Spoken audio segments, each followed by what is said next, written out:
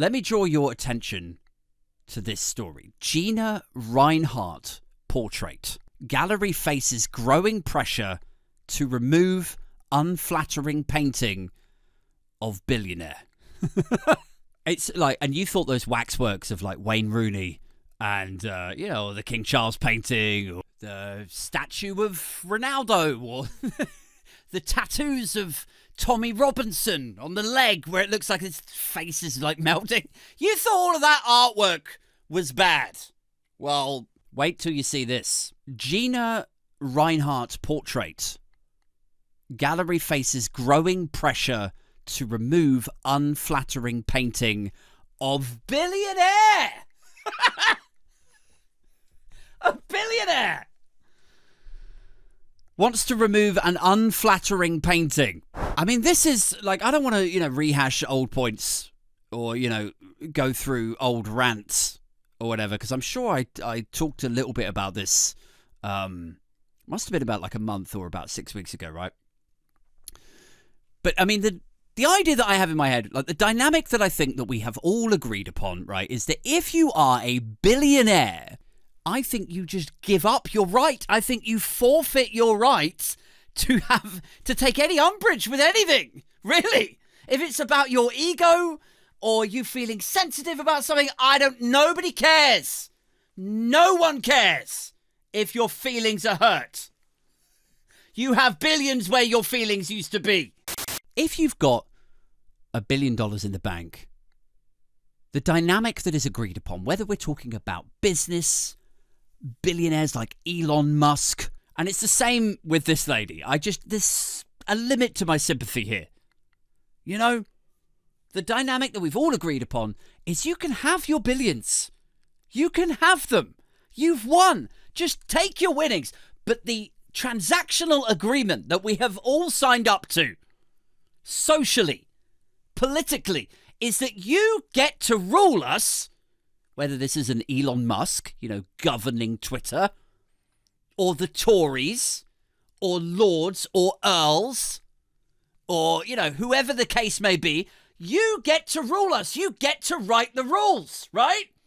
But in exchange for that, we get to take the piss out of you. That's the dynamic. It works through business and politics and satire. But the second that you start trying to scratch away at that, like, I don't really like it when they take the piss out of my dancing. Oh, will you shut up? Do we think she's a nice billionaire, do you reckon? Shall we? I mean, I'm going to feel really bad now if she's actually quite nice. She's done loads of philanthropic work and, she's championing good causes, trying to improve social mobility, and then here I am talking shit about her.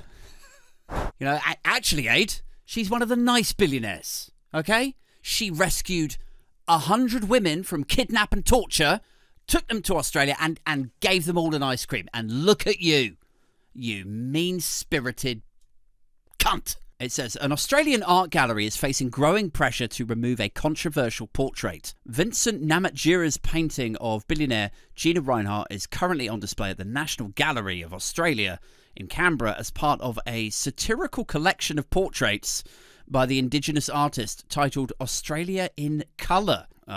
With its double chin and unusual expression, the painting portrays Australia's richest woman in what some might say is an unflattering light. Okay, so she's the richest woman in Australia, and this is by an Indigenous, I assume therefore Aborigine artist.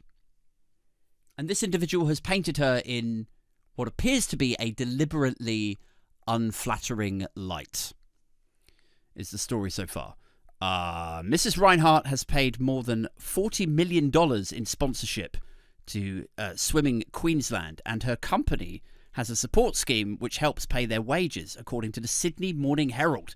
Chalmers told the paper how discussion about the portrait dominated behind the scenes at Australia's national championships last month. See, this is what I mean. Like, you can be the richest woman in Australia. You can have your billions in the bank. You can support good causes. But this is like, it's a bit Susan Hall, isn't it? I know Susan Hall's a politician, and this lady is, I assume, a very rich and successful businesswoman. But it's like when Susan Hall was pictured on the front page of The Standard, and she tried to get the photograph taken off, or she tried to get an apology from the Evening Standard. And it's a bit like, why are you wasting your time on this? Don't you have more important issues to be broaching?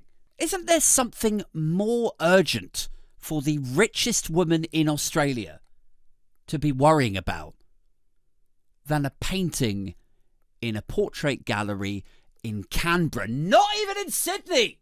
Who the fuck goes to Canberra? Nobody!